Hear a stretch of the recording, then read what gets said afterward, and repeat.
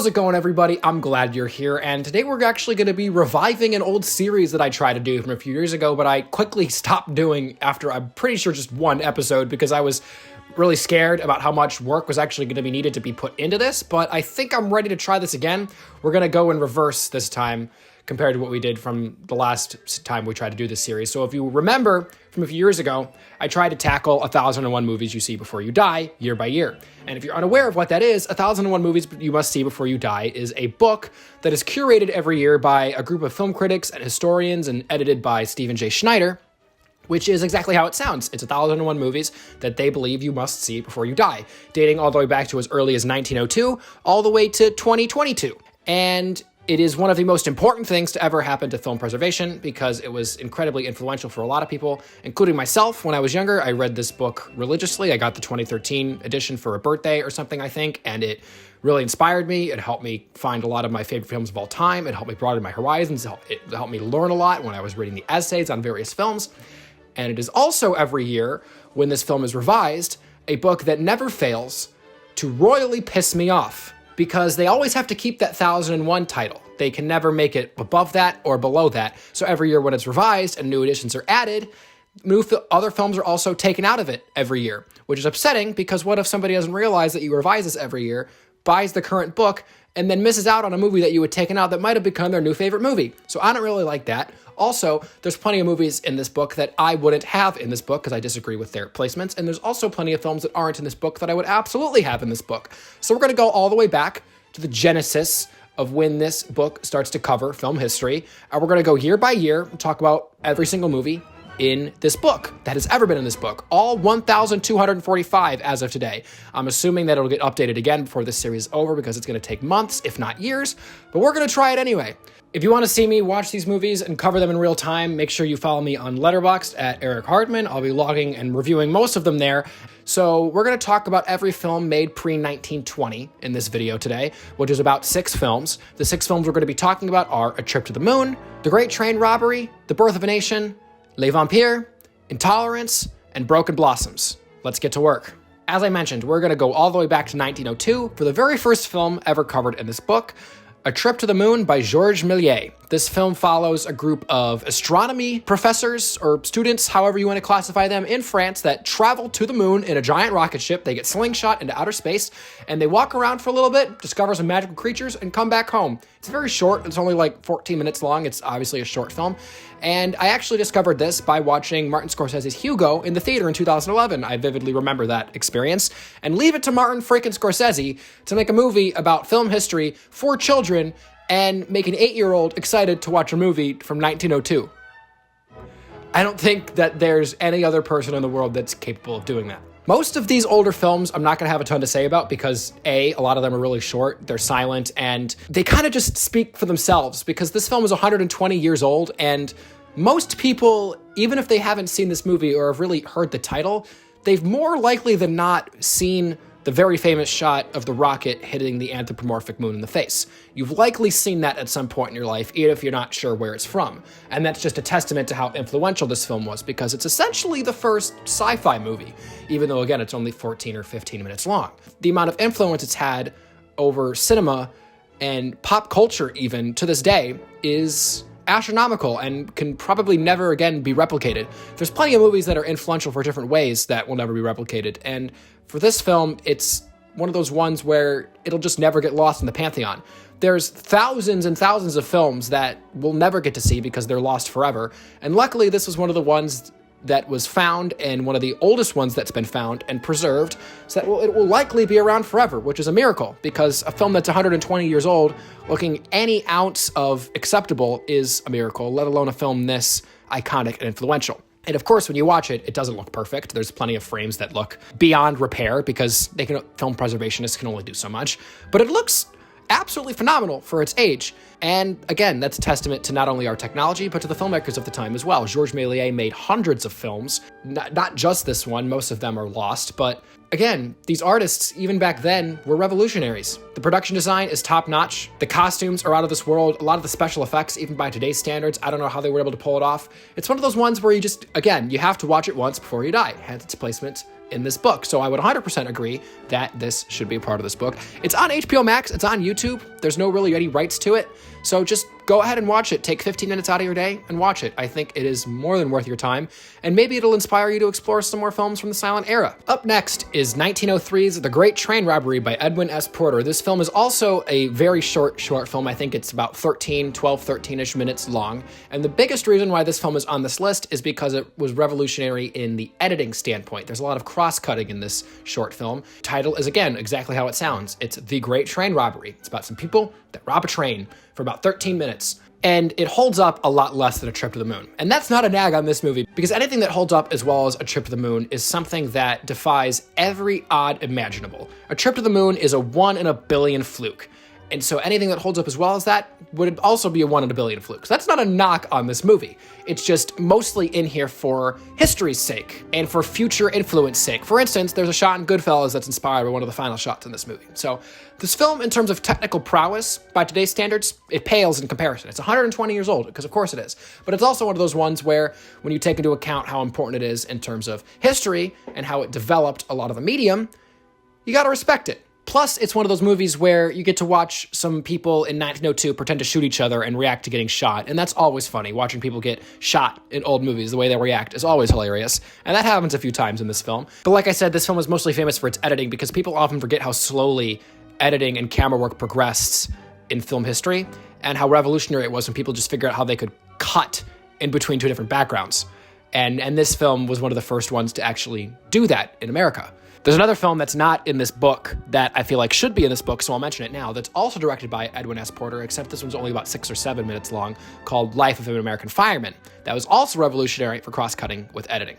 So I would recommend watching that film too, because it's also super short and get it out of the way, much like this one. Watch it once for historical sake and for history's sake. You'll learn a lot. Do some research into the production of this movie. You'll learn a lot. And that's all I really have to say. It's very short, and it's, for the most part, pretty sweet. All right, here's where we're really going to start to get into the meat and potatoes. We're jumping all the way to 1915 for the very first feature film featured in this book, D.W. Griffith's The Birth of a Nation, one of the most famous films of all time, and not necessarily for good reasons. So this is a 3.5-hour long historical epic that depicts the Civil War in America and also the rise of the Ku Klux Klan. And it's one of the most racist films ever made because it depicts the Ku Klux Klan as the heroes of the film. And it is also the very first film that was ever screened at the White House, for those of you that don't know. And so this film has obviously garnered a reputation over the years as something incredibly damaging, and people have often advocated for this film to be eradicated from history, which in my opinion is one of the most dangerous decisions we could ever possibly make. Is this film something that I would watch all the time and come back and revisit?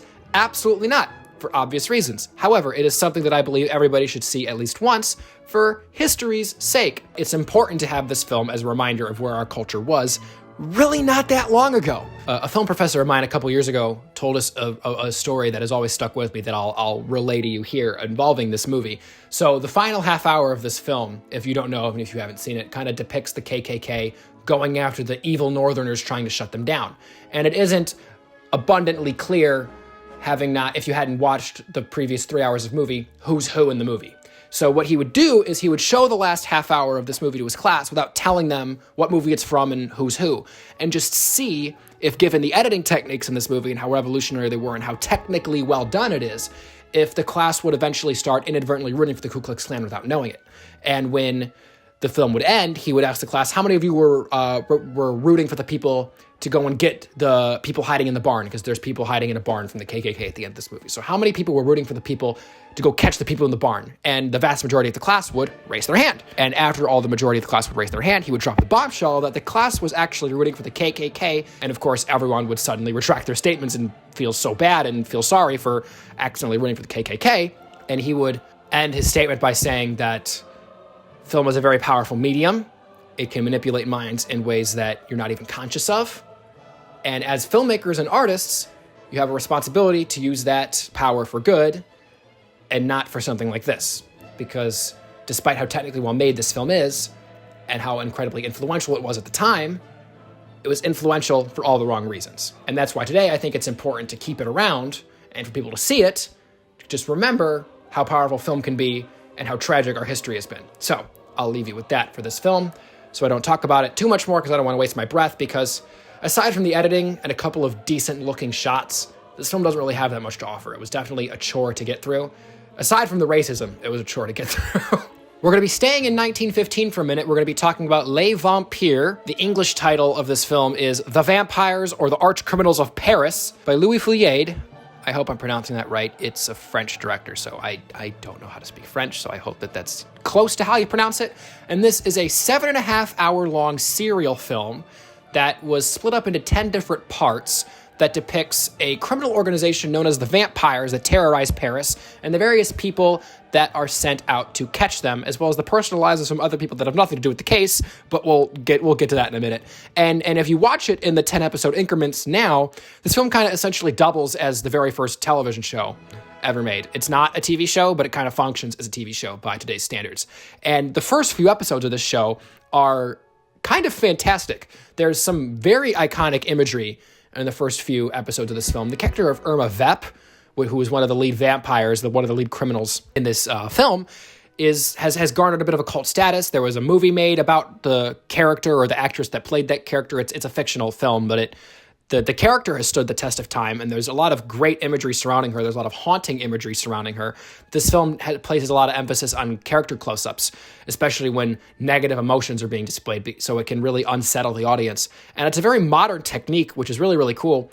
The camera work is very nice for its time. The editing is great for its time. The performances are great for its time. All of it is really great for its time. However, this is so fucking bloated, as you can imagine, from the 7.5-hour runtime, that after episode 4 or 5, there's about 3 episodes there where pretty much nothing relevant happens, and it gets really, really boring. Especially since for the entire 7.5 hours, it's the same background music over and over and over again for the entire film, because obviously this is a silent film, there's no dialogue, so there's background tracks, and the background track is very repetitive, and especially after 7.5 hours, you kind of want to pull your eardrums out of your skull. Now, is it worth it to watch all of them? Yeah, it is. Like I said, a lot of these early films, there's not a lot to say about them because they kind of speak for themselves because they've been around for so long in the cultural landscape that even if I wouldn't recommend these movies on a quality level, I would recommend them from a historical perspective. And this is definitely one of those. Don't try and watch it in one sitting because you're going to hate yourself and you're never going to get through it. Take some time like I did, maybe watch an episode a day or an episode every other day, and really pace yourself so you can take everything in, because there's a lot that happens in this film, and not all of it is relevant to the story. There's plenty of subplots that have nothing to do with catching the vampires. There's plenty of characters that aren't involved with the plot at all. But there's some surprising moments. Alfred Hitchcock has actually cited this film for having a tremendous amount of influence on him in terms of how he developed his suspense tactics and how he directed his films 50, 60 years later. Alfred Hitchcock has made some of the most iconic suspense films of all time from 60 years ago. And this film is nearly 60 years older than Alfred Hitchcock's films. So, well, some of them anyway. You can see how a film that was so influential on Alfred Hitchcock, who was one of the most influential filmmakers of all time, this film's pretty important, even if you wouldn't really think that it's got the greatest technical quality. When people watch films from the 1910s or the 1920s today, they often wonder how somebody could be inspired by that. The answer is, well, we're just so spoiled by today's standards, because take technology out of the equation. If we had modern day technology, the equivalent of 2023 technology in 1920, there's still a reason why films like 2001: A Space Odyssey or Star Wars weren't the first films ever made. And it's not because of technology. It's because that art has always influenced art, and everything has always built on each other. It would have been impossible for Star Wars to be the first movie ever made because there was nothing that influenced Star Wars out yet, which is why the first films ever made were like the man riding on a horse or the train coming into the station, and everything has evolved since then into narrative form, from shorts to features to silence to talkies, from black and white to color to sci-fi to fantasy. Everything has always evolved. So when you look at a film like this that's incredibly iconic, you wouldn't think it's iconic by today's standards, but back then, revolutionary, which is why, again, I would recommend watching this for a historical perspective. There's plenty of entertainment to be had in the first half of this, but the second half is definitely where it gets much more tedious. Up next is Intolerance, which is another historical epic, 3.5 hours long, directed by D.W. Griffith, and this is essentially a 3.5 hour long YouTube apology video, because this film was famously made as a sort of apology for Birth of a Nation, and this film actually explores a lot of the antithesis to the themes of Birth of a Nation. This film, judging by its title, you'll see, is a lot about how intolerance in any form is a cancer to human society, and how intolerance has negatively affected all of the societies that have come before us, whether it be the society involving Jesus Christ, or the Babylonians, or modern-day 1920s. There's several narratives in this film that never really converge, but they all explore the same themes. Once again, it's 3.5 hours long. And this film is much more entertaining than Birth of a Nation because of a lot of reasons. There's epic battle sequences in this film that are edited beautifully. There's a lot of violence in this movie, surprisingly, that's rather intense because this film was pre-Hays Code, so they didn't really have a ton of restrictions placed upon them. And you can tell that these actors are actually in a little bit of danger, in quite a bit of danger, actually, filming these scenes, because some of these terrified expressions that some of these actors have on their face are a little too good of a performance to really seem like it's a performance. Now, of course, even though this was considered an apology for Birth of a Nation and it was very progressive for its time, that doesn't mean that it's progressive for 2023's sake. A lot of D.W. Griffith's apology films, because he's made more than one, we're actually about to talk about another one in a minute here, there's still tons of things that have not aged the greatest. And it was also one of the most jarring and stunning technical achievements ever made for a very long time. And it still is. When you look at some of the sets for this film that were built, it's mind-blowing that they were able to get them done, and it kind of puts a lot of current movies to shame that rely entirely on green screen and CGI backgrounds to tell their stories. Because you look at the sets for Babylon in this film, and it's historic. Sadly, a lot of these sets were lost back then because they had to destroy them and strike them to make room for the next projects for the studio, and they weren't aware of how iconic this film would be. So there's very few remnants of these sets still around and available, but it's still iconic imagery. And there's actually quite a bit of entertainment value to be had in this film. There's definitely bits that go on for a little bit too long, and there's definitely pacing problems because it's a 3.5-hour movie made in 1916. But with all that being said, for its time and how revolutionary it is, it still holds up surprisingly well, and there's definitely some entertainment value to be had here. So again, I'd recommend this. And lastly, for today's video, we're going to be talking about 1919's Broken Blossoms, once again directed by D.W. Griffith. This film is revolutionary because it depicts one of the very first interracial relationships depicted on screen, another way of D.W. Griffith trying to walk back his Birth of a Nation scandals. This film follows a white woman and an Asian man falling in love. Now, like I said before, even though this film was progressive for its time, it still has not aged great at all, actually. This film is much shorter. It's only about 90 minutes long, and there's a lot of storytelling techniques in this film that I really, really like. Lots of great editing, performances, it's amazing. There's lots of subtext that you're able to dig deep in because the performances are forced to rely on each other visually because there's no dialogue. However, this film suffers from a problem that many older films suffer from, that try to rely on human stories without big, crazy epics like Intolerance. Because big, crazy epics like Intolerance can stand on their own because they're primarily visual stories and they're not dialogue heavy. Stories like Broken Blossoms rely a lot on dialogue and character interactions, and you have to read a lot of it through title cards, and that can take you out of the movie. And I don't like critiquing films like this that are so old because, of course, there's going to be modern day problems with it, but my biggest consistent issue with films like this is that. I think this is another important film you got to see. Very short, and it's very simple, and you can get it out of the way very easy. All right, so that concludes episode 1 of this series.